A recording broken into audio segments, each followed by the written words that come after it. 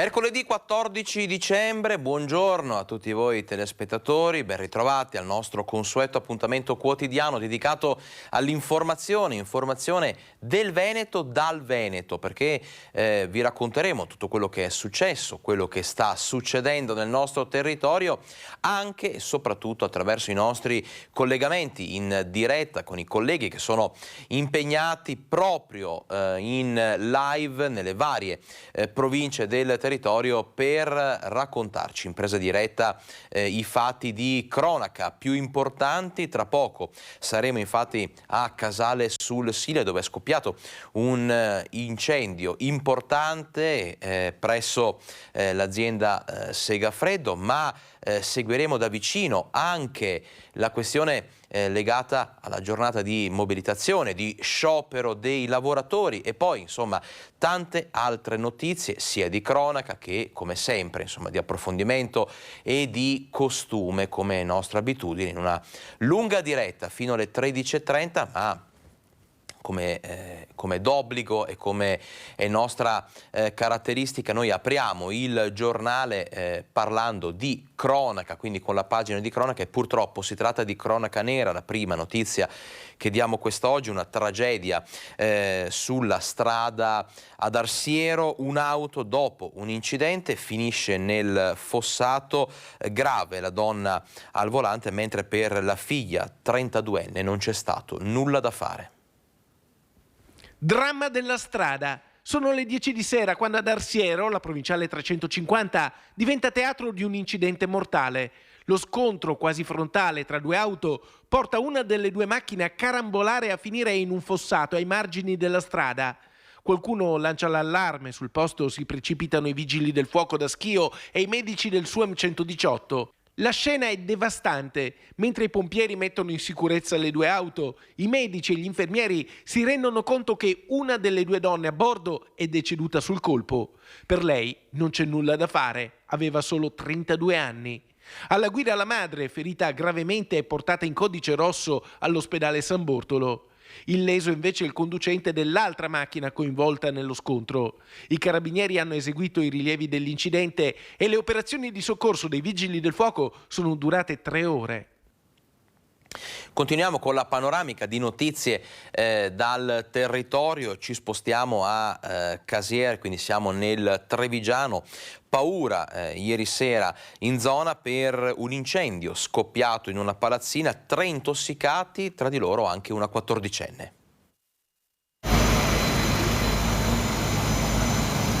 Un probabile cortocircuito, saranno i tecnici dei vigili del fuoco a stabilirlo. L'unica certezza è il panico scoppiato nella serata di ieri in via Don Sturzo a Casier, con le fiamme divampate nel garage di una palazzina e il fumo propagatosi nell'appartamento al pian terreno. All'interno 2 donne e un 14enne, tutti di origine filippina, che sono riusciti a mettersi in salvo uscendo di corsa all'esterno. I 3 sono stati poi soccorsi dal SUEM 118 per una lieve intossicazione e sono stati tutti trasportati al pronto soccorso dell'ospedale Cafoncello di Treviso. Per spegnere le fiamme sono intervenute squadre dei vigili del fuoco di Treviso, Mestre, oltre ai volontari di Asolo. Le operazioni di messa in sicurezza e di smassamento del materiale presente nel garage distrutto dall'incendio sono proseguite fino a tarda notte. Intervenuto a Casiera anche il sindaco Renzo Cararetto e i carabinieri della stazione di Dosson. E notizia di poco fa, un altro dramma sulle strade del Veneto, ad Altavilla Vicentina, dove un automobilista è morto dopo essere stato colto da malore. L'allarme è scattato in prima mattinata, all'incirca verso le 7:30. Secondo una prima ricostruzione dei fatti, l'uomo, un 45enne, avrebbe accusato un malore mentre si trovava a bordo della sua auto. Sono stati alcuni passanti a tirarlo fuori dall'abitacolo, a prestare i primi soccorsi, soccorsi che purtroppo, insomma, nonostante i tentativi di rianimazione anche del SUEM 118, si sono rivelati inutili. Chiaramente approfondiremo anche questa notizia nel corso del nostro Focus TG, altrimenti vi ricordo già l'appuntamento con l'informazione serale su Rete Veneta con TG Bassano e TG Vicenza. Noi andiamo avanti, sempre all'interno del contenitore della cronaca, ci spostiamo però a Padova perché è stato assolto il ginecologo padovano Pietro Litta, accusato di truffa e peculato, era stato sospeso dall'azienda ospedaliera e dall'Università di Padova. Dopo quasi 5 anni si chiude con l'assoluzione la vicenda giudiziaria che ha coinvolto il professore Pietro Litta, luminare della ginecologia padovana, assolto dalle accuse di truffa e peculato per aver incassato 250 euro in nero. Il caso era esploso nel gennaio 2018 dopo un reportage trasmesso dal programma Rai Petrolio. Il medico all'epoca dei fatti era responsabile dell'unità operativa di chirurgia pelvica mini-invasiva dell'azienda ospedaliera. Il pubblico ministero aveva chiesto una condanna a 5 anni e 6 mesi di carcere, ma tutte le accuse sono state montate, a partire da quella di truffa. Il professore era stato accusato infatti di aver eseguito visite private in regime di extramoenia, pur registrato come presente in ospedale, ma la sua difesa ha provato che in quel mese il ginecologo aveva già lavorato per l'azienda ospedaliera 177 ore a fronte dell'obbligo contrattuale di 76 ore mensili. Inoltre Litta nel novembre del 2017 era ignaro che la convenzione tra l'ospedale di Padova e la clinica di Città Giardino fosse scaduta anche l'accusa di peculato contestata nel servizio giornalistico realizzato da una finta paziente giornalista che aveva ripreso con la telecamera nascosta mentre pagava 250 euro in nero. Non ci sono evidenze che il denaro fosse destinato al professor Litta. Dopo quasi 5 anni per il ginecologo si chiude una brutta pagina che lo ha segnato nel profondo e che lo aveva costretto a lasciare l'azienda ospedaliera e l'Università di Padova. Da Padova a Treviso ha rubato 2.000 euro dal borsello del marito di una paziente che stava partorendo. È stata identificata e denunciata un'ostetrica cinquantenne. Ha approfittato del momento più bello per una coppia, la nascita di un figlio. L'emozione e la naturale disattenzione del marito che stava assistendo la moglie partoriente nella sala travaglio dell'ospedale Ca' Foncello sono stati gli ingredienti che hanno portato un'ostetrica a rubare 2.000 euro dal borsello dell'uomo. Nei guai è finita una cinquantenne dipendente da più di 10 anni dell'ULSS 2 che è stata denunciata per furto pluriaggravato. Per fortuna è un caso isolatissimo, le mele marce esistono, ma quello che è importante è che sia stata segnalata dagli operatori e sia stata sostanzialmente isolata. Secondo le indagini della squadra mobile, quella notte l'ostetrica aveva invitato l'uomo a riporre nel bagno della sala travaglio il borsone della moglie contenente i vestitini del nascituro e nella circostanza lo aveva altresì inspiegabilmente invitato a riporre anche il suo borsello personale, nel quale poi un collega l'aveva sorpresa a controllare all'interno mentre dava le spalle al legittimo proprietario. Per ora nessun provvedimento da parte dell'ULSS. Nel momento in cui fosse chiaramente colpevole e quindi avessimo ovviamente una sentenza rispetto a questo da parte della magistratura, noi abbiamo l'obbligo di sospensione o addirittura licenziamento della persona. La donna intanto nega tutto, ma nei giorni scorsi è stata convocata in questura per la notifica dell'avviso conclusione delle indagini preliminari emesso nei suoi confronti dalla locale procura della Repubblica. Intanto il direttore generale lancia un appello in ospedale, dice possono entrare tutti. Noi ai ricoverati, le persone sono ricoverate, consegniamo appunto un contenitore dove questo può depositare tutti i suoi effetti personali, quindi dall'anello all'orologio eccetera eccetera, in modo da evitare che qualcuno non li sottragga al legittimo proprietario. Adesso ci spostiamo a Vicenza, dove un pregiudicato è stato arrestato dalla polizia perché trovato in possesso di una carta di credito rubata. Si aggirava con fare sospetto nel piazzale vicino Campomarzo. L'intervento delle volanti della questura su segnalazione dei residenti ha portato all'arresto di un 26enne nigeriano. Dopo averlo perquisito, lo hanno trovato con addosso una carta di credito rubata qualche giorno fa.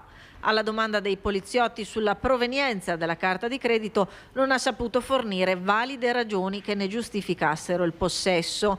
In ragione dei precedenti emersi a suo carico è stato arrestato con l'accusa di indebito utilizzo di carte di credito e al termine degli atti di polizia giudiziaria ristretto presso le camere di sicurezza della Questura di Vicenza in attesa della celebrazione dell'udienza di convalida avanti al giudice delle indagini preliminari che ha in seguito convalidato l'arresto. Dati in crescita per quello che riguarda il Covid in Veneto. Prima di andare in pubblicità diamo una rapida lettura insieme al consueto bollettino che ci arriva da Azienda Zero. Il Veneto registra un altro balzo in avanti dei contagi con 3.653 casi nelle ultime 24 ore. Purtroppo il bollettino riporta anche il numero impressionante di 28 vittime nelle ultime 24 ore. I dati totali della pandemia superano i 2.600.000 veneti contagiati in questi ultimi 2 anni e mezzo, quasi 3 anni di pandemia Covid. Risale il numero delle persone attualmente positive, che in Veneto sono quasi 57.000, 56.847, e aumentano anche i ricoveri in area sia non critica che terapia intensiva, più 11 e più 1. Quindi insomma dati che sicuramente ci costringono a mantenere alta l'allerta, l'attenzione in un periodo che insomma fra influenza, lo abbiamo visto, ve l'abbiamo raccontato, e appunto Covid sta costringendo a letto tantissimi cittadini. Noi adesso ci fermiamo per una piccola pausa pubblicitaria e rientriamo tra poco con il collegamento in diretta insieme al nostro Christian Arboit per un incendio che ha colpito l'azienda Segafredo a Casale sul Sile, lo sciopero dei lavoratori, tante altre notizie, ma dobbiamo anche parlare del Natale e del freddo di questi giorni. A tra poco.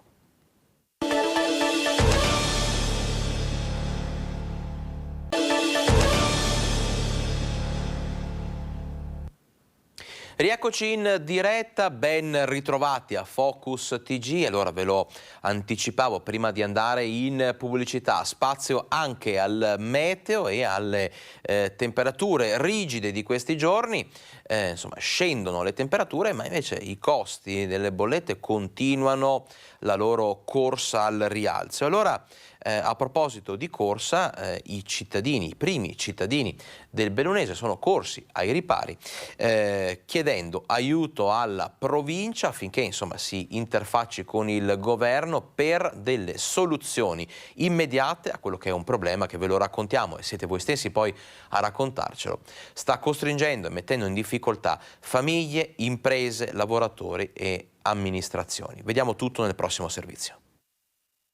È chiaro che per molte famiglie le difficoltà sono tante, quindi da parte nostra chiediamo ovviamente al governo di poterci aiutare, di fare un ulteriore sforzo per andare incontro alle famiglie, soprattutto quelle della montagna, i cui costi ovviamente per riuscire a ripararsi dal freddo sono decisamente più alti rispetto agli altri luoghi del nostro territorio nazionale. La tendenza è generale, ma in montagna si fa marcata. Con le temperature che si abbassano e restano sotto lo zero tutto il giorno anche nei fondovalle, il caro bolletta fa più paura. Dalla provincia quindi parte un nuovo appello con i comuni che stanno correndo ai ripari. A Seren del Grappa, per esempio, arriva un bonus fino a 300 euro per i redditi, con ISEE fino a 20.000. Con questo bando, con questa somma, cerchiamo così di dare una risposta concreta alle tantissime famiglie che sono sempre più in difficoltà, anche quelle del ceto medio, a causa dell'inflazione e degli aumenti dei prezzi, non solo di energia e del gas, ma anche del carrello della spesa. E per aiutare le famiglie si taglia intanto sull'atmosfera natalizia, facendo già i conti anche per il nuovo anno. Siccome da inizio gennaio dovremo anche noi andare a diminuire l'illuminazione pubblica, abbiamo creduto fosse giusto avere da subito una scelta coerente e sobria per queste festività natalizie, e quindi non avremo luminarie nei nostri paesi. Molti sindaci, anche noi a Longarone in particolare, non siamo riusciti a garantire ad esempio un Natale come era quello degli altri anni. È un dispiacere, lo dico sinceramente, mi auguro che dal prossimo Natale si possa tornare come prima.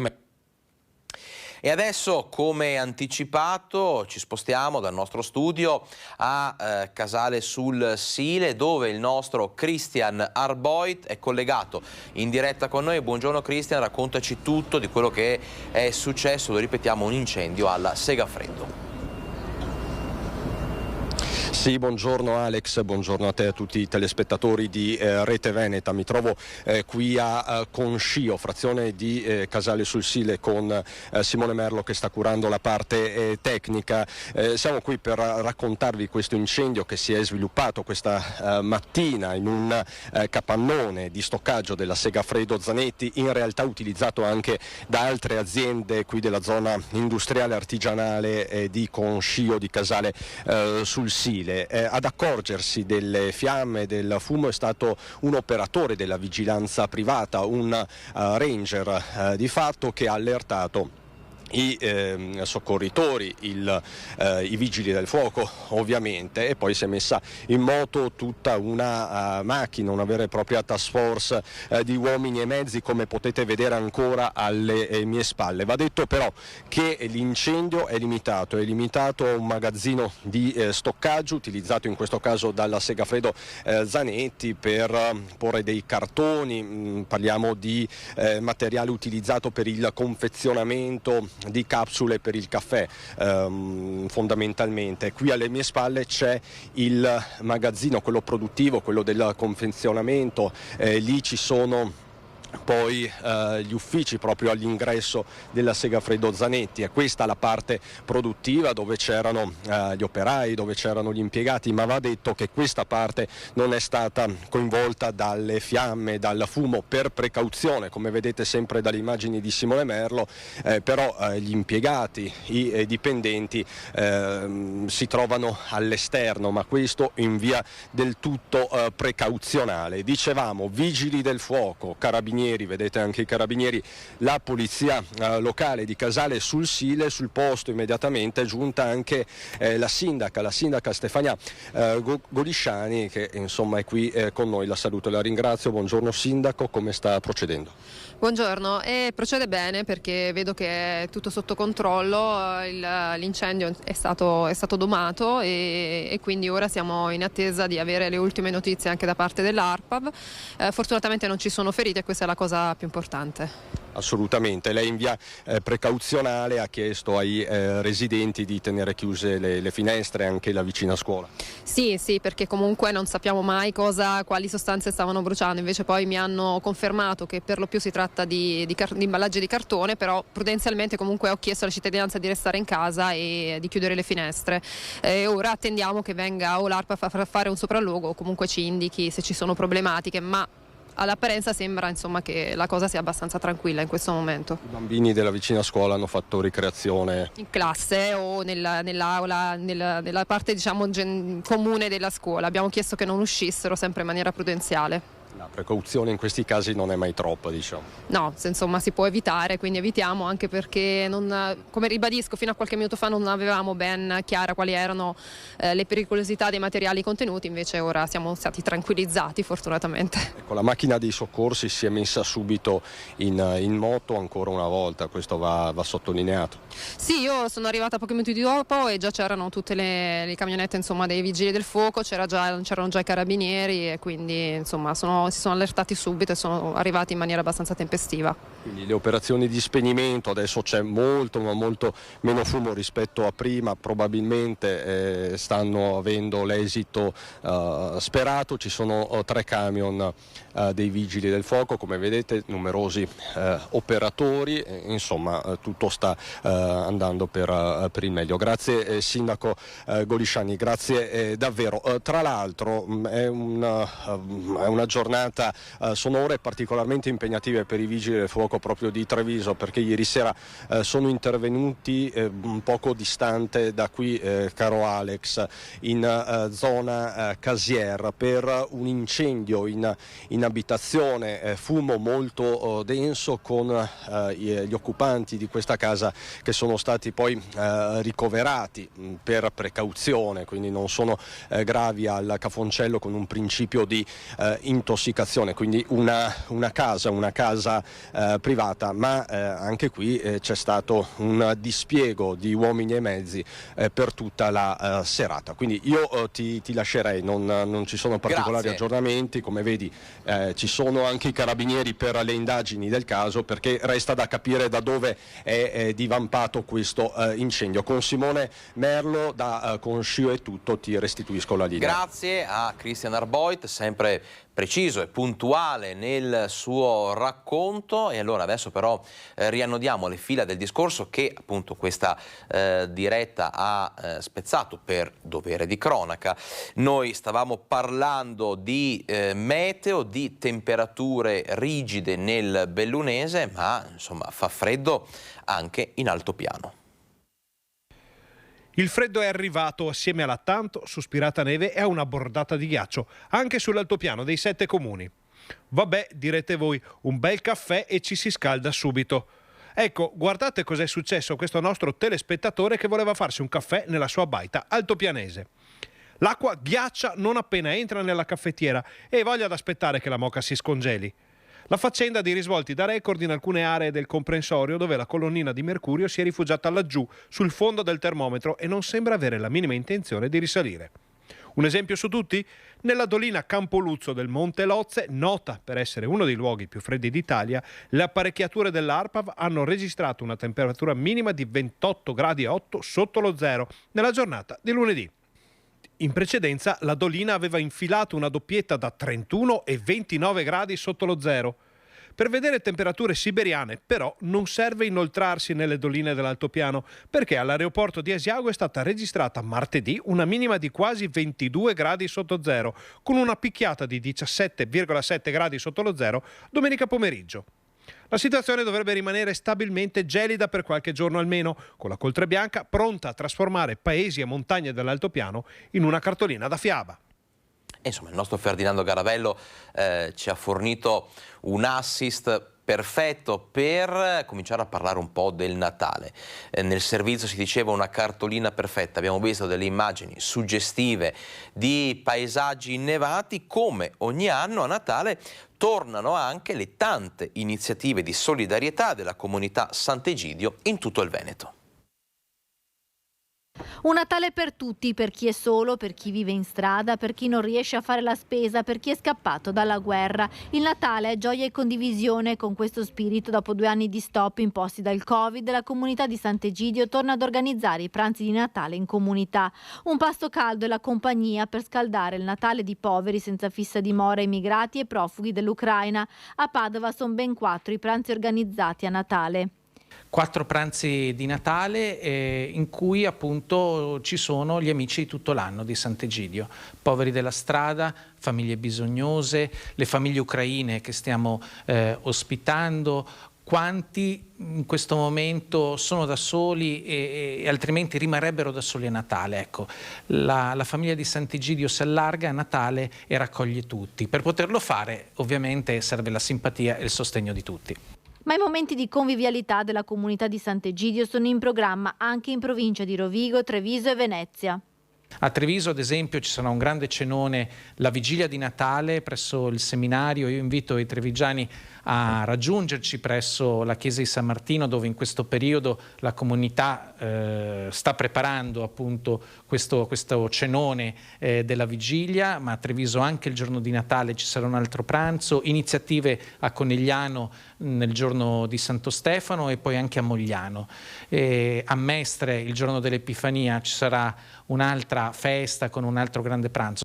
Oltre al pranzo di Natale, a cui sono invitati tutti i cittadini per portare un po' di conforto, in questi giorni si raccolgono coperte, berretti, guanti e cibo per fare un regalo ai partecipanti del pranzo.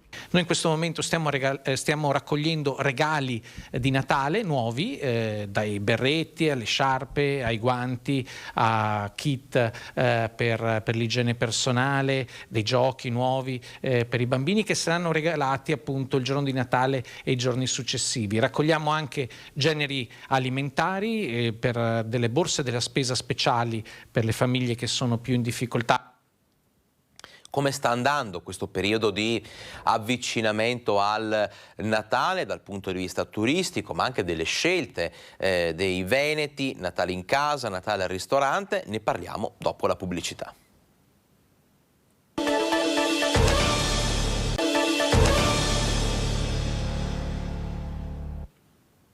Manca davvero poco alle 12:30, ben ritrovati in diretta con Focus TG e allora diamo risposta alle domande che abbiamo fatto, abbiamo lanciato prima della pubblicità: come sta andando il Natale e soprattutto come si stanno organizzando i veneti in vista insomma di queste feste, cena a casa o in ristorante. Andiamo con ordine, ci spostiamo nel bellunese perché il freddo di questi giorni non sembra intimorire i numerosi visitatori ai vari mercatini di Natale. Vediamo come stanno andando le cose.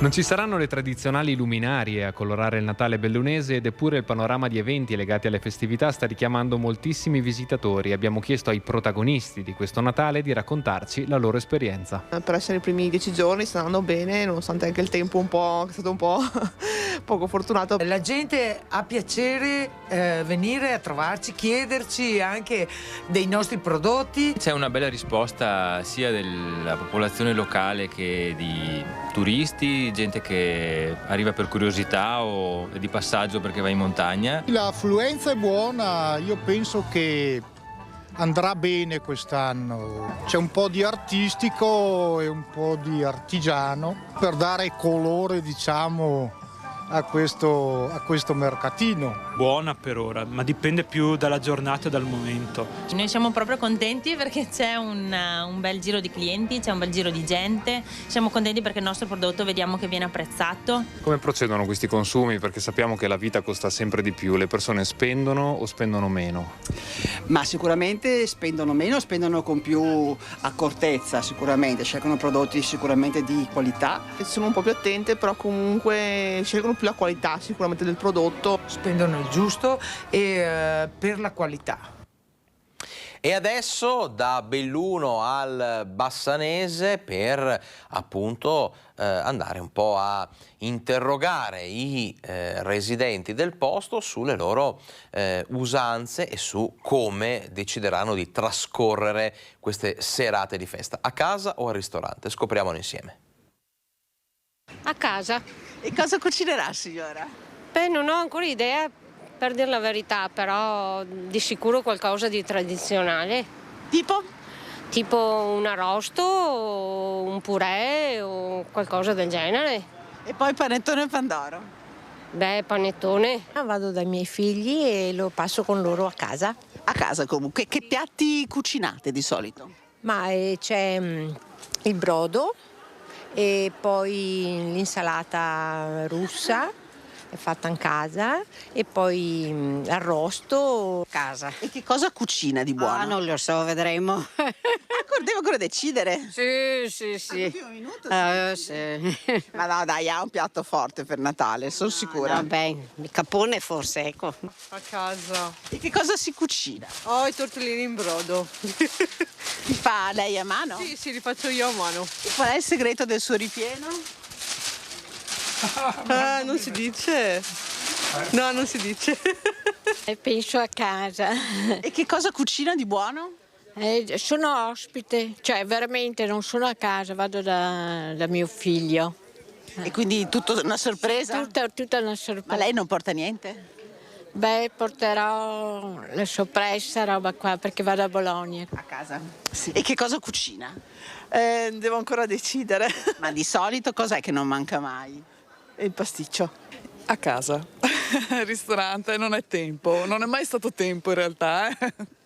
Ascolti, che cosa cucina? Qualcosa di particolare? Beh, sono ospite di mia madre, siamo tutti famiglia. Che cosa fa di solito? Oddio, quest'anno penso si opterà per il baccalà alla vicentina, è un piatto tradizionale perché abbiamo parenti romani in visita. Sto a casa perché siamo tutti poveri adesso, sto a casa e mangio i tortellini. Pranzo solidale promosso dall'Associazione Nazionale Finanzieri d'Italia Treviso, che si adopera anche a sostegno del Banco Solidale gestito dalla nostra Mirella Tuzzato e dai suoi volontari. Dopo 3 anni, causa Covid, siamo riusciti a organizzare il nostro pranzo sociale di fine anno, il pranzo degli auguri, dove raduniamo i nostri soci, amici. Nel nostro piccolo cerchiamo di dare una mano a chi ha bisogno. Dovremo tra poco consegnare materiale a un'associazione che è di disabili sempre. Faranno una raccolta molto importante per il Banco Solidale dei Veneti schiacciati dalla crisi. Io quando ho fatto qualcosa di bene, di bello, vado a casa felice, ecco, questo io mi accontento di poco. Partecipiamo di solito in tanti proprio per dare una mano a chi ha bisogno, a chi veramente non ha neanche da vivere. Buon Natale a tutti, che è importante non pensare a certe cose, perché non serve pensare ma vivere, che è importante. E adesso nel prossimo servizio continuiamo a respirare il clima natalizio e vediamo un presepe vivente davvero speciale. Il cuore blu dello Iov tra le braccia di Maria e Giuseppe, un presepe vivente simbolo di rinascita, condivisione e ricerca, quello allestito nelle sale dell'Istituto Oncologico Veneto. Un sorriso commosso accompagna i protagonisti di questa sacra rappresentazione, tanto più significativa in un luogo dove la paura, spesso puro terrore, si trasforma in consolazione, speranza, molte volte in guarigione. E allora Maria e Giuseppe, 2 pazienti, sono i simboli di questo percorso. Maria è Enrica Mengato, 35enne paziente di Abano Terme, colpita 2 anni fa da tumore al seno, che proprio nel periodo di Natale, in piena pandemia, aveva iniziato il percorso della chemioterapia. Giuseppe è Lorenzo Rama, 23enne di 2 ville nel Vicentino, che ha sconfitto un sarcoma. Accanto a loro la vivandiera Stefania, responsabile dell'unità operativa semplice tumori ereditari, Giuliano e Roberto, volontari dell'AVO, Laura ed Erika, infermiere. Una squadra stretta attorno a quel cuore che, per quanti varcano la soglia dell'istituto, è sempre simbolo di speranza. Un cuore che attraverso la ricerca, parole del direttore generale Patrizia Benini, diventa stella cometa perché permette di guardare verso l'orizzonte e di coltivare il sogno di un mondo finalmente libero dal cancro. Si avvicina il Natale, ma in tantissimi comuni si guarda già oltre e si guarda ai festeggiamenti della notte di San Silvestro, di Capodanno. Anche quest'anno, con l'avvicinarsi appunto del Capodanno, partono una serie di ordinanze relative alla limitazione o addirittura al divieto di botti, dei fuochi d'artificio. Vediamo cosa ha deciso il sindaco di Treviso. Stop ai botti di Capodanno su tutto il territorio comunale di Treviso. Anche quest'anno il sindaco Mario Conte ha firmato l'ordinanza che vieta dal 30 dicembre al 6 gennaio l'accensione, il lancio di fuochi d'artificio, lo sparo di petardi, lo scoppio di mortaretti, razzi e altri artifici pirotecnici. Anche questo è un cambio culturale, nel senso che nel 2022 possiamo festeggiare il nuovo anno senza andare a disturbare la comunità animale, senza rischiare tra l'altro di farsi male andando a intasare di conseguenza gli ospedali. Spesso nel periodo tra Capodanno e l'Epifania si verifica un uso incontrollato di fuochi d'artificio con conseguenze negative per la tranquillità di anziani e bambini, ma anche degli animali domestici che a volte spaventati riescono a scappare da giardini e cortili con i conseguenti rischi legati alla sicurezza stradale. Possiamo festeggiare e salutare il nuovo anno in tanti altri modi, aggiunge il sindaco Conte, che ricorda che ci saranno controlli per far rispettare l'ordinanza. Faccio un appello di responsabilità e senso civico ai nostri cittadini, perché anche se in barba all'ordinanza qualche botto lo possono far esplodere, però di certo non aiutano gli animali, non aiutano se stessi. Adesso chiudiamo la pagina del Natale, ne parleremo chiaramente ancora nelle prossime edizioni perché questa lunga tappa di avvicinamento al periodo di festa, al 24, al 25, al 26 di dicembre, è scandito da tante notizie che noi abbiamo il piacere di condividere con voi. Adesso però torniamo a parlare di cronaca. Siamo nel veneziano perché è scattata un'importante indagine della Procura con l'intervento anche della Guardia di Finanza. Sono stati identificati alcuni dipendenti comunali infedeli. Vediamo. 58enne dipendente AVM in 5 anni a partire dal 2015 si è intascato indebitamente i soldi dei biglietti a CTV venduti da cartolerie, tabacchi e altre attività autorizzate, mettendosi, fa per dire, da parte più di 100.000 euro anziché versarli nelle casse della municipalizzata. È stato accertato che a seguito di specifiche convenzioni con strutture ricettive l'ex dipendente forniva dei titoli di viaggio in conto vendita per poi non riversare gli introiti nelle casse della società medesima. Il dipendente infedele smascherato è stato licenziato nel 2020 ed ora dovrà rispondere del reato di peculato. Nell'ambito della stessa inchiesta indagata per ricettazione a una seconda persona, il complice ha intascato più di 40.000 euro per aver favorito nell'attività illecita l'oramai ex cassiere CTV. Questa tipologia di indagine rafforza il ruolo di polizia economico-finanziaria che la Guardia di Finanza vuole e intende condurre proprio a tutela di tutte quelle forme di tutela erariale. L'Ufficio Sicurezza del Comune di Venezia, il SIC, ha smascherato la vicenda inoltre di un altro dipendente, sempre di una municipalizzata, un croupier del casinò sorpreso a rubare le mance lasciate dai clienti. Il monito del sindaco Brugnaro: la città è tappezzata di telecamere in ogni dove, avverte. In questa è una città in cui sconsiglio di rubare perché li prendiamo. E lo dico anche per chi lascia i sacchetti per la strada e non c'è gente da fuori. E allora uno deve procurarsi la chiavetta perché qualcuno vuol fare il furbo, non ha la chiavetta e butta tanti sacchetti per terra. Guardate, vi becchiamo perché abbiamo messo le telecamere, vi dico abbiamo macchine, civetta, mettiamo le telecamere, non pensate solo a quelle fisse. Vi andiamo a prendere, è un peccato rovinarvi la vita per una stupidaggine. Dopo anni di maltrattamenti, una donna ha deciso di denunciare il marito, ma si è dovuta rivolgere a un'associazione per avere il supporto necessario. È cominciato con anni di terrore e manipolazione. Io ho sempre pensato di poterlo cambiare e quindi ho sempre cercato di assecondarlo.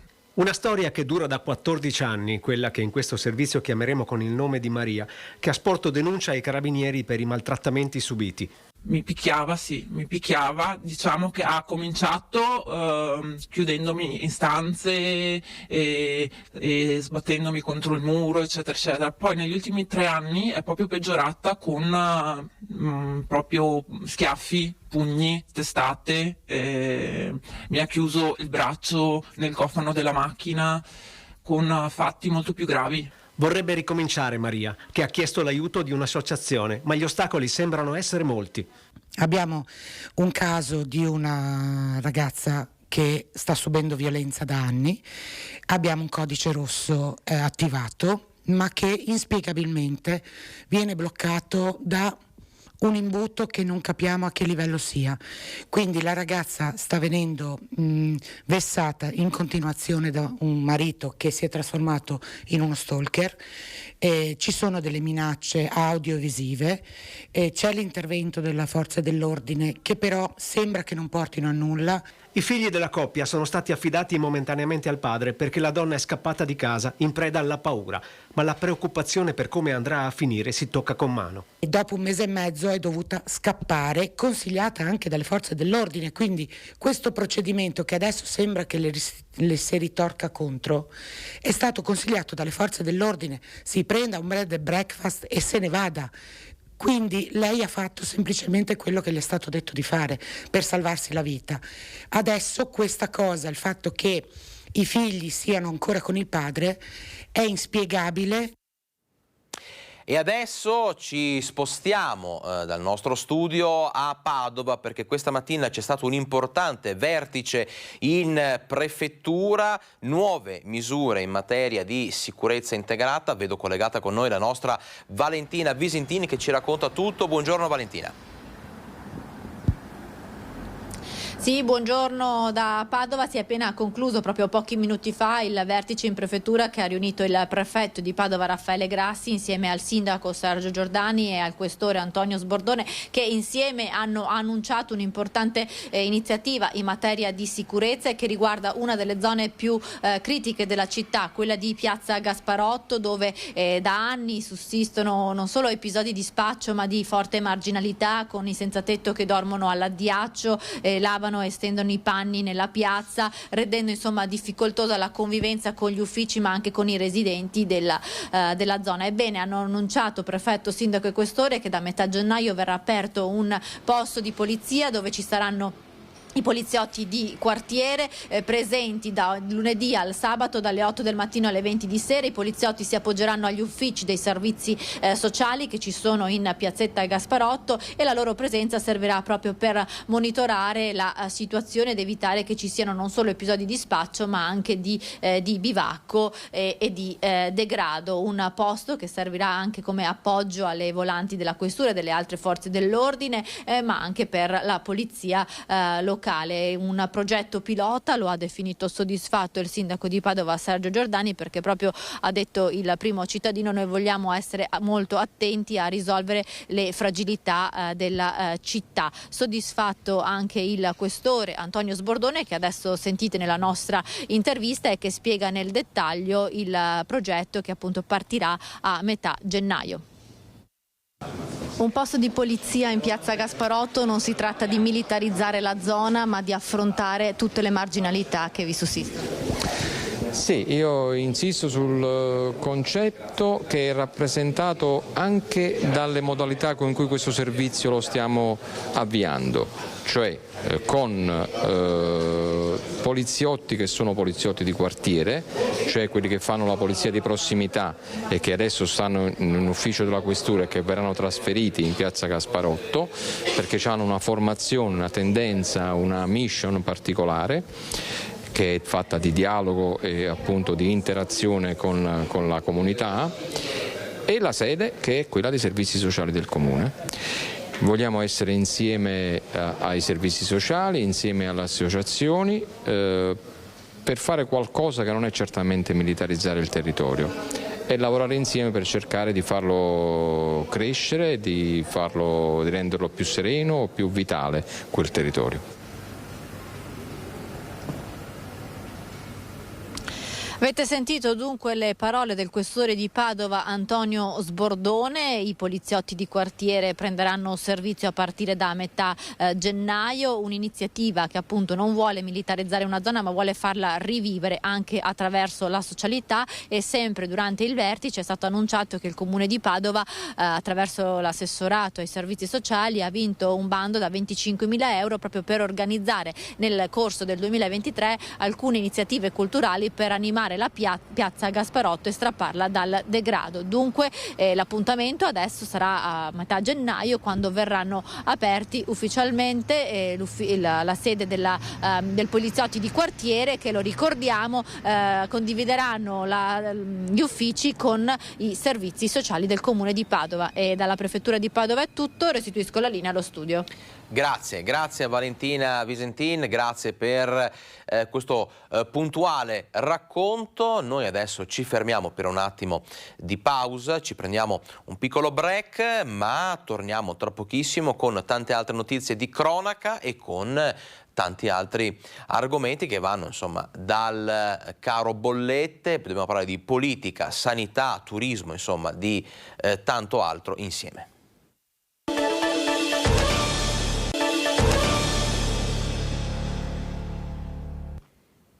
Ben ritrovati in diretta con Focus TG. Allora la nostra Valentina Visentini poco fa in diretta proprio da Padova, dalla prefettura, insomma ci ha raccontato di come Padova intende rispondere al problema di degrado e di sicurezza in centro. Restiamo a parlare di questo, ci spostiamo però a Vicenza.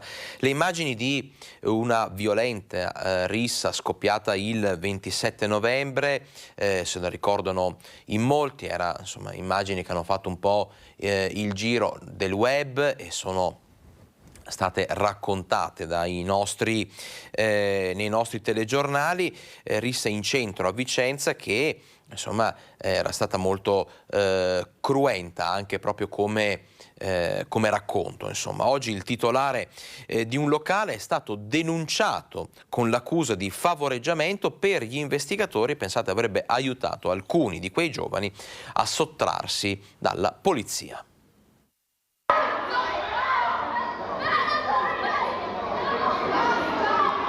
Rabbia miscelata a violenza, l'alcol che fa da detonatore infiamma gli animi e la movida fa boom. Era la notte del 27 novembre quando scoppiò l'ultima rissa in centro storico a Vicenza. La violenza, gli urli rimbombarono come sassate mandando in frantumi la quiete in contrappescherie vecchie, teatro già in passato di azioni degne della peggio gioventù. Oggi c'è un denunciato, è il titolare del locale, l'unico aperto a quell'ora di notte. Secondo gli investigatori, infatti, al momento dell'arrivo della polizia, 6-7 giovani coinvolti nella rissa sarebbero stati fatti entrare nel locale dal titolare presumibilmente per sottrarli al controllo degli agenti. Le pattuglie arrivate sul posto bussarono inutilmente sulla porta del bar, ma niente, nessuna risposta. Poi, appena gli agenti si allontanarono per cercare i responsabili della rissa, i giovani sarebbero usciti dal locale per darsi silenziosamente alla fuga. Circostanza che poi è stata anche verificata attraverso la valutazione delle riprese delle videocamere e dei filmati che sono stati fatti. Per la gravità di quanto accaduto, il questore aveva subito disposto la sospensione della licenza e l'immediata chiusura del bar per 30 giorni. Oggi, alla luce delle testimonianze e dei riscontri investigativi, il titolare del locale è stato denunciato per favoreggiamento personale. Il reato ipotizzato è favoreggiamento personale nei confronti di alcuni partecipanti alla rissa che è avvenuta appunto in quell'occasione. Ci spostiamo adesso a Thiene, restiamo nel contenitore della cronaca. Blitz antidroga dei carabinieri, 4 le persone coinvolte, 2 arresti. I carabinieri di Thiene hanno eseguito una misura cautelare in carcere a carico di 2 35enni di origini albanesi. In particolare il primo, avvalendosi della collaborazione del suo connazionale e di altri 2 complici, 45enni di origini kosovare, abitanti nell'Alto Vicentino, aveva avviato una fiorente attività di spaccio di cocaina sviluppatasi tra i primi mesi del 2020 e la fine del mese del maggio 2022, periodo in cui lo stesso soggetto avrebbe gestito con i propri cellulari gli ordini dei clienti, contrattando il prezzo e il luogo d'incontro per poi inviare i suoi collaboratori a consegnare le dosi e incassare il denaro. Attività del gruppo criminale che aveva preso il controllo dello spaccio di cocaina prevalentemente nelle città di Thiene e Schio. 35 i clienti stanati grazie agli appostamenti dei carabinieri. Quanto emerso dalle indagini, anche attraverso le perquisizioni domiciliari nelle abitazioni di 4 indagati, in cui sono state trovate cocaina e SIM card utilizzate per l'attività di spaccio, ha permesso al magistrato di richiedere l'emissione di un'ordinanza di custodia cautelare in carcere a carico dei 2 indagati e il rinvio a giudizio degli altri 2. Sabato il blitz nelle abitazioni dei 2, dove è stata trovata ulteriore sostanza stupefacente e denaro in contante. Le accuse per i responsabili, già noti ai carabinieri per i loro precedenti, sono di detenzione a fini di spaccio continuato in concorso di oltre mezzo chilo di cocaina per un ricavo patrimoniale complessivo di oltre 50.000 euro. Ci spostiamo adesso a Treviso, lavoro in nero e sfruttamento della manodopera. Ieri in prefettura, proprio a Treviso, si è svolta la presentazione del rapporto Moressa sull'economia dell'immigrazione. Vediamo. Il rapporto agromafia si cita la provincia di Treviso per la zona del Valdobbiadene, però questo non significa che tutta la zona è infestata dal fenomeno del caporalato.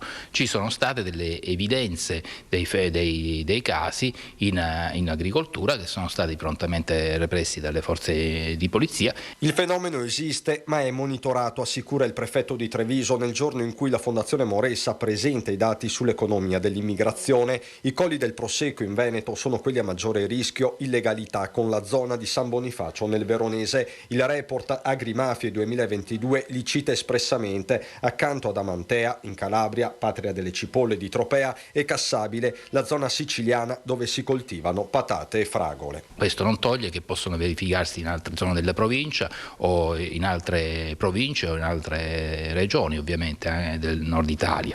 Lavoro nero e sfruttamento della manodopera riguardano però anche altri comparti. Illegale spesso è l'intera attività d'impresa. Mi sembra che sia più diffuso quello dei laboratori tessili, dove anche prosperano, si fa per dire, le imprese cosiddette apri e chiudi. Sono fenomeni molto gravi, in primis perché ledono la dignità della persona che viene sfruttata, e poi perché alterano la concorrenza sul mercato. Quindi occorre, là dove ci si accorge del fenomeno, denunciare, e da parte delle istituzioni aumentare le forme di sorveglianza.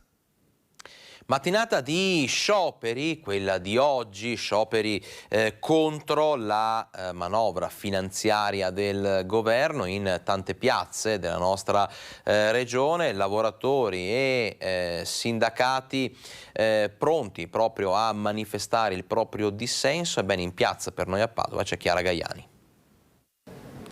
1000 lavoratori lungo le strade di Padova per protestare contro la manovra finanziaria del governo Meloni. L'appuntamento alle 9 del mattino in piazza Garibaldi, poi il corteo si è snodato lungo tutte le vie del centro fino ad arrivare qui in piazza Antenore, dove l'appuntamento si è concluso con il comizio del segretario generale Aldo Marturano. Un appuntamento fondamentale. I lavoratori continueranno a dialogare, continueranno a chiedere delle modifiche in vista per il sindacato CGIL dei congressi che si terranno nel mese di gennaio. Le ragioni dello sciopero sono molto sentite dai lavoratori, c'è grande preoccupazione per il futuro. Assolutamente sì, c'è stata davvero una grandissima partecipazione di quelli che hanno potuto partecipare, perché altri o perché sono servizi essenziali o perché sono lontani dal territorio non sono potuti venire, ma lo avrebbero fatto volentieri. In pochi giorni siamo riusciti a organizzare questa grande manifestazione che ha visto più di 1000 partecipanti. La richiesta forte è quella davvero di rimettere al centro il tema del lavoro e delle pensioni, che sono fortemente penalizzati, sono quelli che hanno pagato di più le crisi di questi anni. Questa è solo l'ultima, una delle più gravi, ma partiamo da lontano, e soprattutto è una richiesta a una politica che non è più in grado di rimettere al centro il lavoro e i suoi bisogni. E se a Padova ha seguito il tutto per noi la nostra collega Chiara Gaiani, invece in diretta a Mestre per il presidio dei lavoratori in sciopero contro la finanziaria c'è la nostra Anna Maria Parisi, a cui cediamo la linea. Anna Maria.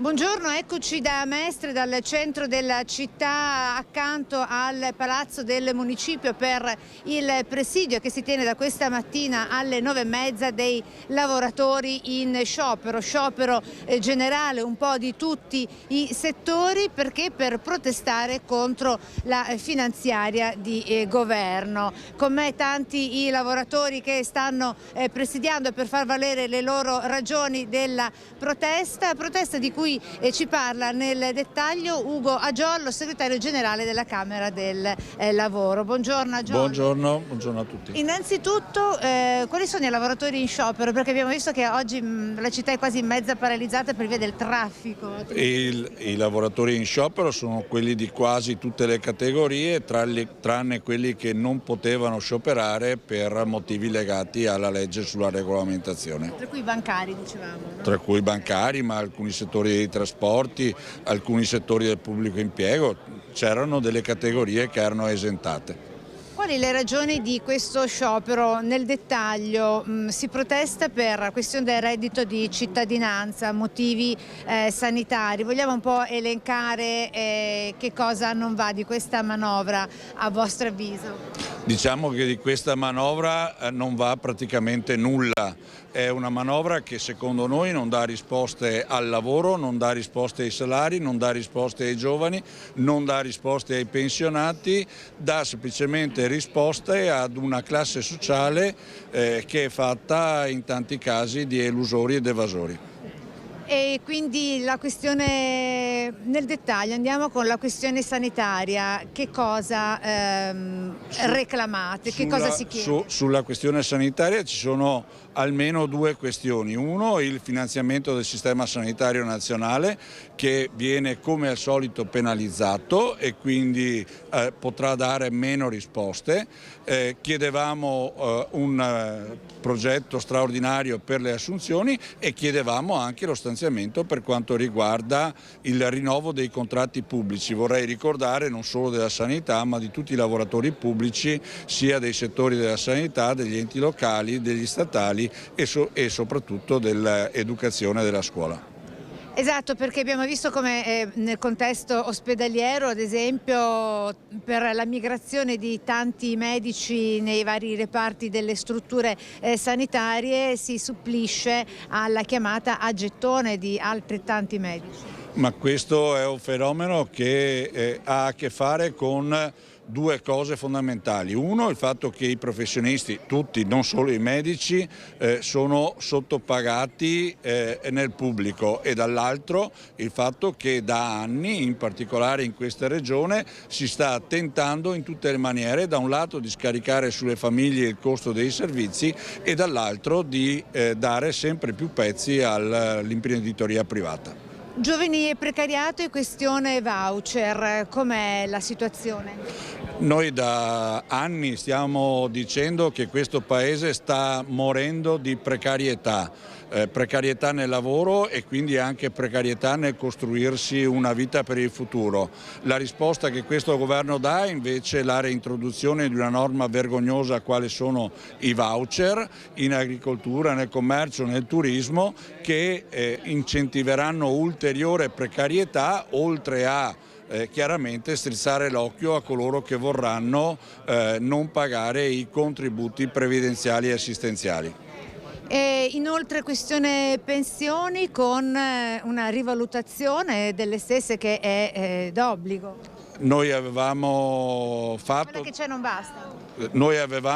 Il problema non è che quella che non c'è non basta. Noi avevamo fatto degli accordi con i governi precedenti per una rivalutazione a oltre 10 anni da quelle precedenti delle pensioni. Il governo decide invece di tagliare questa rivalutazione, di tagliarla per 3,7 miliardi di euro, per fare che cosa? Per incentivare altre situazioni quali saranno quelle delle minori entrate per quanto riguarda da un lato le detassazioni delle rendite finanziarie e dall'altro il tema dell'aumento della flat tax ai lavoratori autonomi, non alle partite IVA che magari fanno difficoltà a arrivare a fine mese, ma a chi già un reddito importante ce l'aveva. Ecco, io nel frattempo vedo che ci sono ancora tanti i lavoratori qui in questo presidio pacifico e molto organizzato. Volevo sentire anche qualcuno tra loro, ad esempio, buongiorno, tanto resti qua Ugo, a Giollo, stiamo dando le... Da dove viene lei? Buongiorno, che lavoro fa? Io sono metalmeccanico, lavoro per un'azienda in appalto che fa manutenzione all'interno della raffineria di Venezia, qui a Porto Marghera. E la situazione per quanto vi riguarda com'è? Per quanto ci riguarda noi siamo sempre in sospeso ad ogni rinnovo del contratto generico. Qui la raffineria la fa ogni 3-5 anni, fa rinnovo, quindi ogni volta entra un'azienda nuova e noi siamo sempre in bilico se essere assunti oppure no dall'azienda che entra. Insomma, si vive sempre lottando contro il precariato, è difficile? Assolutamente, sicuramente perché ad ogni rinnovo c'è la perdita del contratto salariale, c'è la perdita di diritti per quanto riguarda le minime cose acquisite, quindi ogni volta sembra da dover lottare, sembra da dover contrattare la cosa più normale. Così insomma. non ti puoi neanche organizzare la vita, no? Nelle cose anche più semplici, insomma, perché comunque bisogna fare musina se si riesce, mettere da parte. Esatto, se si riesce. Perché... Se si riesce. Come si chiama lei? Io, Vladimiro. Ecco, allora con Vladimiro chiudiamo questo collegamento ringraziando anche Ugo Agiollo che è stato con noi. La linea può tornare allo studio da Mestre. È tutto. Grazie ad Anna Maria Parisi, noi adesso ci fermiamo per il nostro ultimo break pubblicitario, rientriamo tra pochissimo perché dobbiamo parlare di ambiente e tanto altro, a fra poco.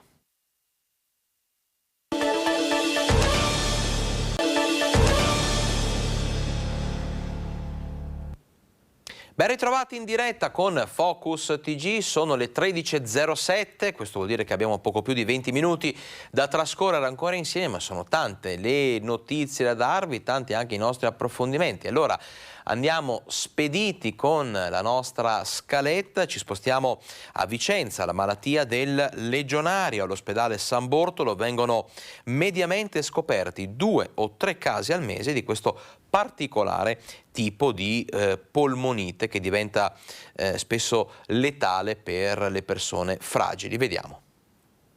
Allarme legionella al quartiere Laghetto? Una signora di 75 anni infettata dal batterio della malattia del legionario e deceduta la scorsa settimana, soffrendo peraltro di diverse patologie, ha risieduto nello stesso immobile Ater del quartiere dove ad ottobre un altro uomo era stato infettato.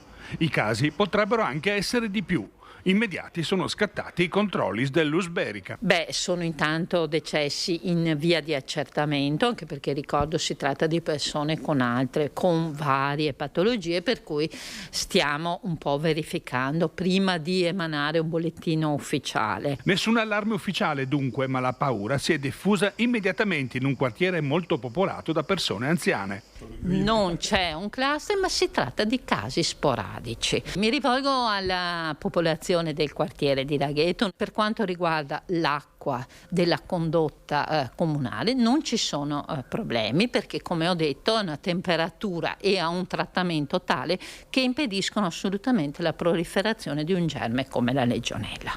Altro elemento per essere tranquilli è che la legionella non si prende bevendo l'acqua o stando a contatto vicino a una persona malata, ma solo inalando particelle che vengono eventualmente da impianti da controllare. E proprio i controlli sono quelli che sono ancora in corso, sia attraverso i sanitari del SISP, sia con i tecnici dell'Ater. L'ulteriore elemento è che con l'amministrazione comunale stiamo operando tutti i controlli possibili. Avremo già i primi risultati i prossimi giorni e sarà nostra premura eventualmente informarvi e contattarvi se ci saranno problemi. Ci spostiamo adesso a Padova, scritte ingiuriose contro un professore dell'Università di Padova sono comparse sui muri del Dipartimento di Biologia. Indagano i carabinieri. Insulti rivolti al professore Telmo Pievani dell'Università di Padova, delegato alla comunicazione e alla divulgazione scientifica dell'Ateneo, sono stati scritti con lo spray nero sui muri del complesso universitario di biologia Vallisneri in via Bassi. Le frasi ingiuriose e volgari sono state notate ieri al rientro degli studenti dopo il ponte dell'Immacolata. Lo stabile infatti è rimasto chiuso per 4 giorni. Le telecamere di videosorveglianza avrebbero ripreso una persona incappucciata che la notte tra sabato e domenica è entrata nell'area dove sono comparse le scritte. Sul fatto indagano i carabinieri di Padova. Il professore di bioetica, impegnato nella divulgazione delle tematiche ambientali e sul cambiamento climatico, potrebbe essere stato preso di mira proprio per alcune sue dichiarazioni su questi ambiti. Il governatore del Veneto, Luca Zaia, ieri in Consiglio regionale per discutere del bilancio. Una manovra, la definiscono le opposizioni, insoddisfacente e inadeguata. Cosa che fa? Il Consiglio regionale sta lavorando alla manovra di bilancio 2023, una manovra che le opposizioni definiscono insoddisfacente e inadeguata rispetto alle esigenze attuali del Veneto. Siamo tornati a chiedere interventi prima di tutto per le case di riposo. L'innalzamento delle rette per le famiglie rischia di essere assolutamente insostenibile, e poi sulle borse di studio. Ci sono tanti studenti universitari in Veneto che devono abbandonare l'università perché, anche se ne avrebbero diritto, non ricevono la borsa di studio. Per cui interventi per le famiglie, per il sociale. Il Presidente Zaia su questi temi oggi non ha dato risposte. Io penso ci possano essere tanti strumenti.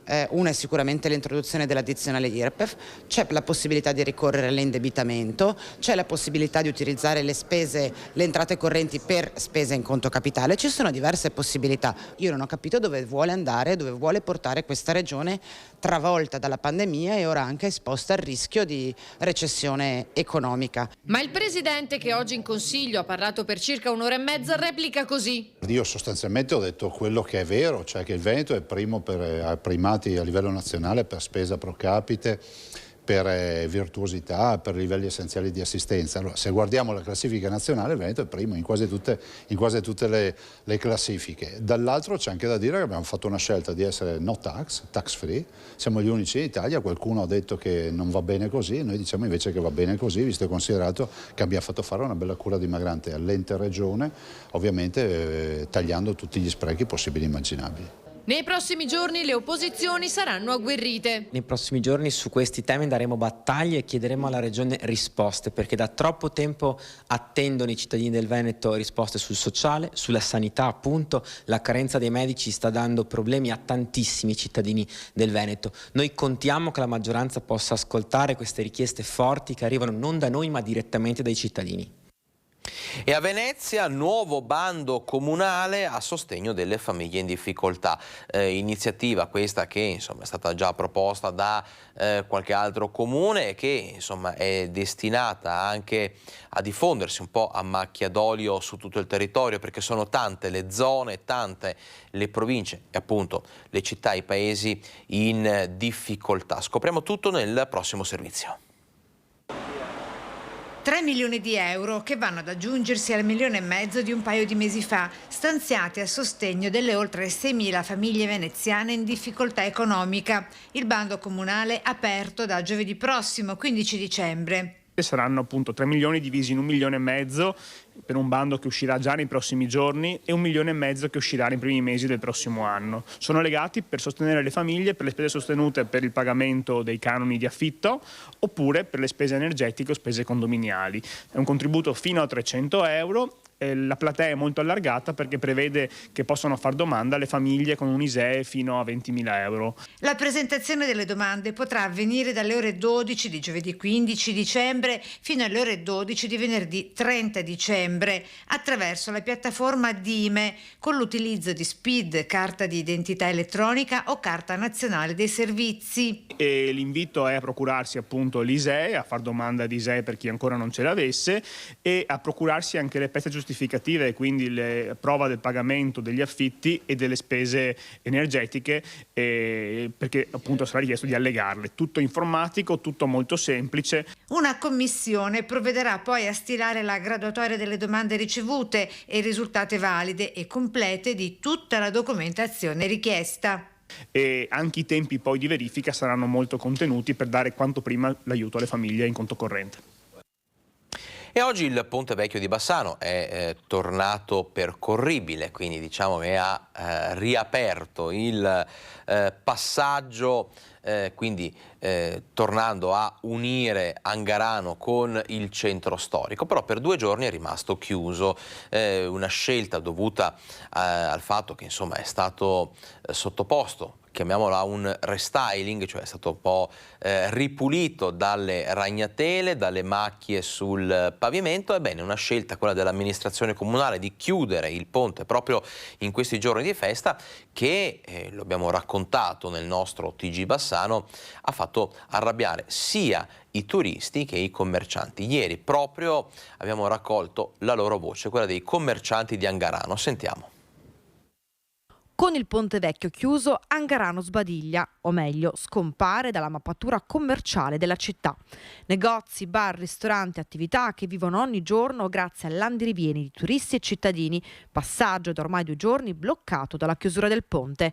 Interventi di polizia e restauro difficili da rimandare, ma che forse, secondo i commercianti, potevano trovare, calendario alla mano, una collocazione migliore. Se fosse stato fatto in un momento precedente sarebbe stato molto meglio, anche perché adesso la gente comincia ad arrivare, per cui è comunque sempre un disagio. Potevano farlo prima, proprio in vista appunto del passaggio, anche perché in questo periodo abbiamo lavorato bene noi commercianti, specie nei weekend, e questa chiusura effettivamente la stiamo sentendo, per fortuna è temporaneo e si tratta di ancora poco. Ponte Vecchio che tiene sotto scacco le attività commerciali di Angarano, da giorni ormai dormienti. È una via molto battuta sia da chi è residente a Bassano sia da chi cerca un parcheggio veloce per fare degli acquisti in centro, e devo dire che in questi 2 giorni si è visto un po' il calo proprio nel passaggio e per noi commercianti. Ha notato in questi giorni meno passaggio in questa zona della città? Beh, ieri e oggi siamo qua a fare gli addobbi di Natale, per cui ovviamente approfittiamo della situazione. Perché appunto c'è poca gente? C'è nessuno. Qui si calcola che non solo la gente dal centro, ma anche la gente dall'esterno non riesce ad andare in centro del paese, per cui proprio la zona viene completamente chiusa. Isolata? Assolutamente sì, isolata. E nonostante la chiusura del ponte e il divieto di attraversarlo, c'è chi rompe le regole. Avete trovato il ponte chiuso? Sì, abbiamo trovato chiuso, ma non lo sapevamo, e quindi però vedo che si può passare ugualmente, volendo. E adesso ascoltiamo anche la voce dell'amministrazione comunale, perché dopo le tante segnalazioni di Rete Veneta raccolte da voi cittadini, insomma il ponte è stato ripulito. Ascoltiamo.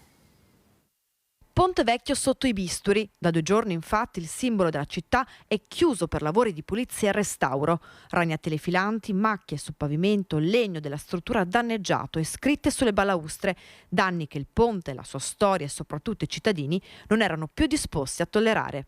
I lavori sono stati la rimozione delle ragnatele sull'intradosso della copertura, il controllo del sistema antipiccione e la pulizia delle lanterne. Ultimo giorno di chiusura, da domani il ponte tornerà percorribile dai pedoni, dando il via alla seconda parte dei lavori. E questi secondi lavori riguardano solo la pulizia del pavimento e la pulizia delle balaustre e della parte lignea che è stata rovinata dagli eventi atmosferici, in particolare dal sole, per quanto riguarda la verniciatura. Un ponte che in vista delle grandi feste natalizie vestirà il suo abito migliore. Restituiremo il ponte bello e accogliente per le prossime feste natalizie.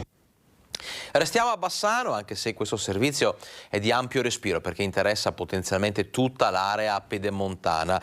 Parliamo del caso San Lazzaro. Questa sera c'è un importante incontro promosso da Aria Bassanese, dall'associazione a tutela appunto del territorio. Dicevamo che il caso San Lazzaro rischia di espandersi a macchia d'olio, come ha detto qualcuno, a macchia di cemento lungo tutta la pedemontana, e scopriamo quali potrebbero essere gli scenari sul futuro economico di quell'area. Il caso San Lazzaro rischia di espandersi a macchia d'olio, o meglio a macchia di cemento, in tutta la pedemontana.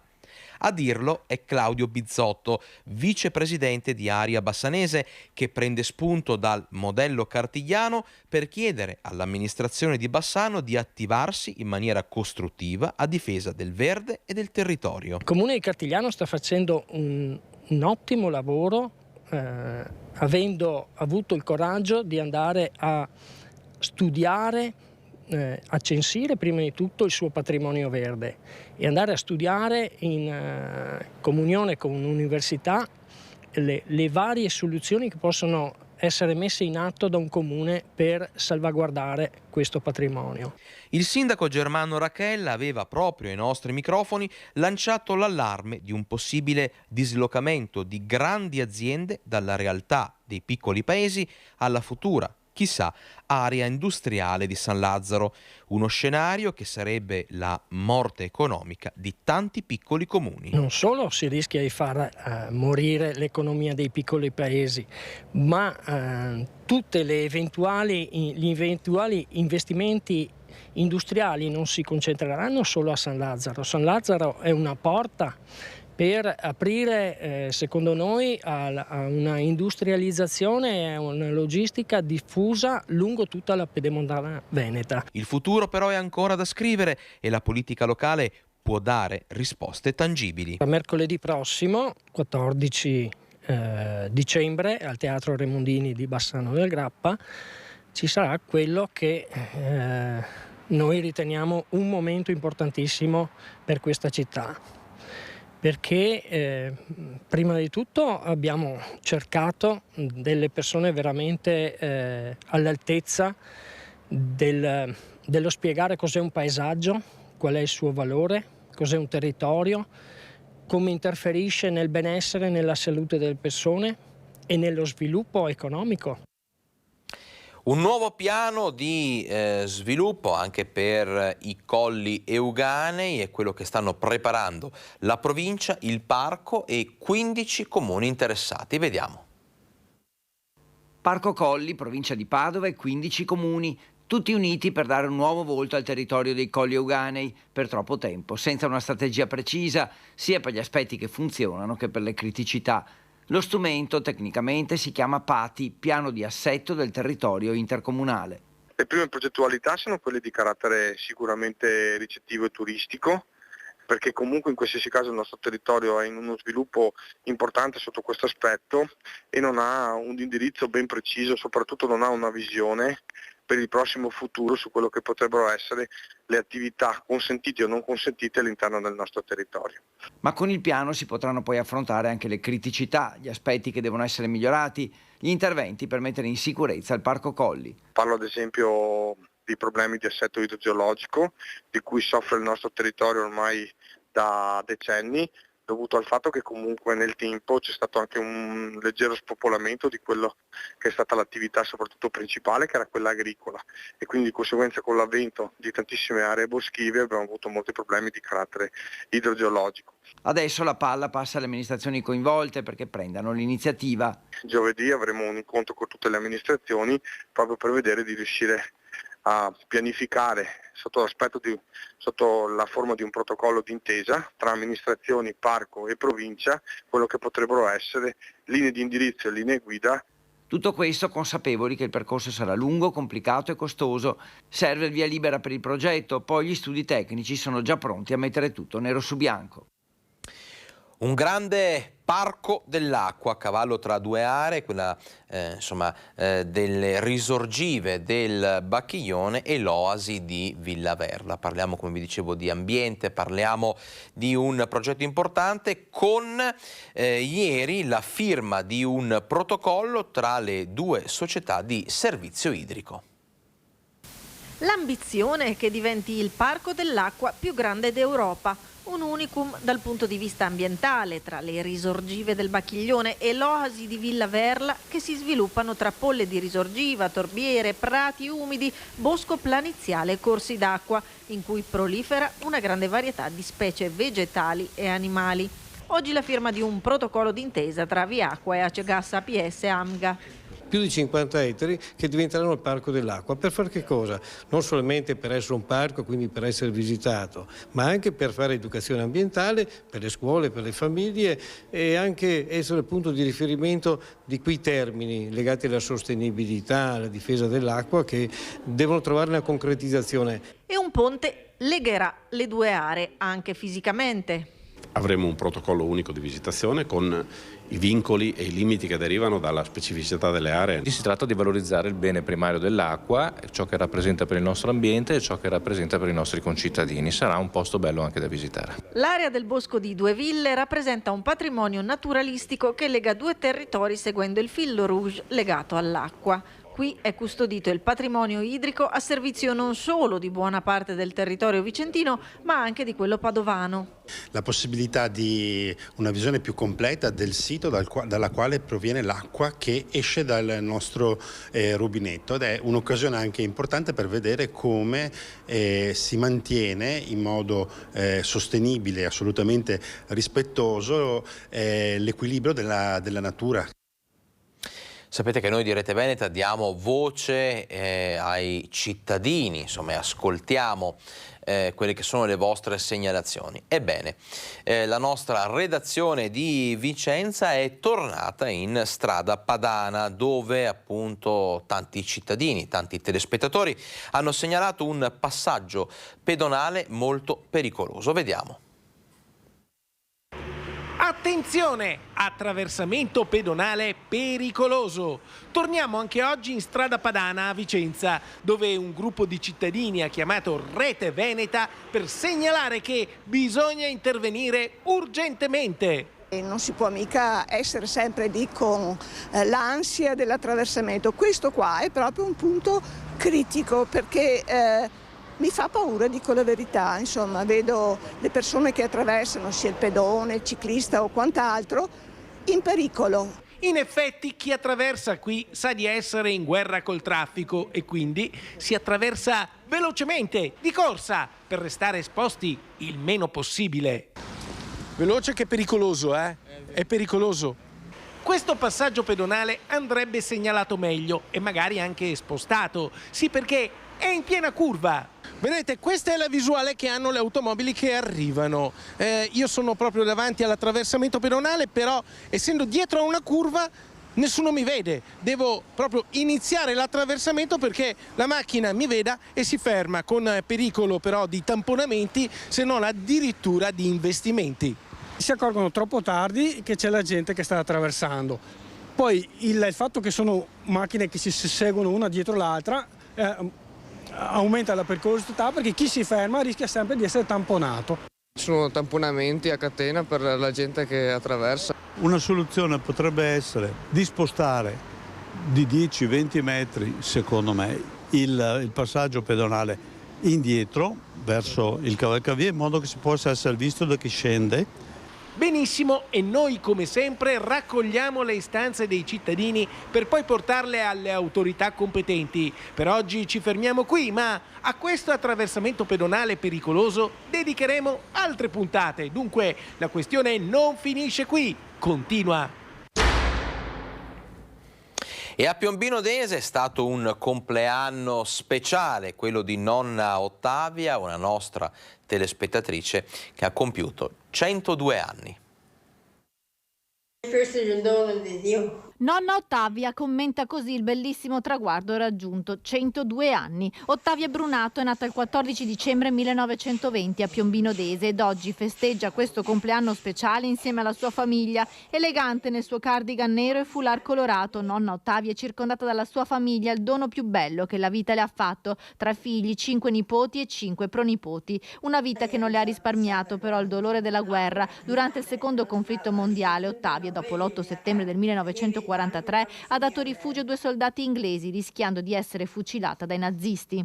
Ai miei 20 anni sono andata a finire la guerra. Poi il matrimonio con Luigi nel 1945, una vita spesa tra lavoro come domestica per una famiglia nobile veneziana e la sua famiglia. Tenace e forte, per tutti è sempre una fonte di serenità, una serenità che si legge ancora nei suoi occhi. Ha superato anche il Covid nel 2020 e oggi, dopo 2 anni di lontananza, si gode il bellissimo momento di festa con tutti i nipoti. Auguri nonna Ottavia, anche da tutti noi, per i tuoi fantastici 102 anni.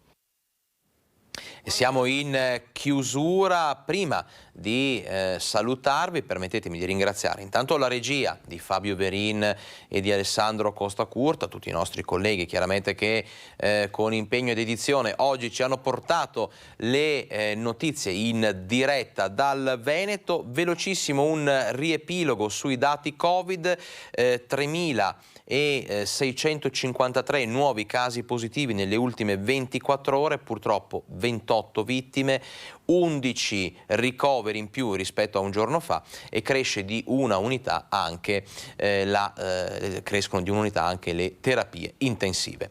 È davvero tutto, non mi resta che augurarvi buon pomeriggio e appuntamento con Focus a domani.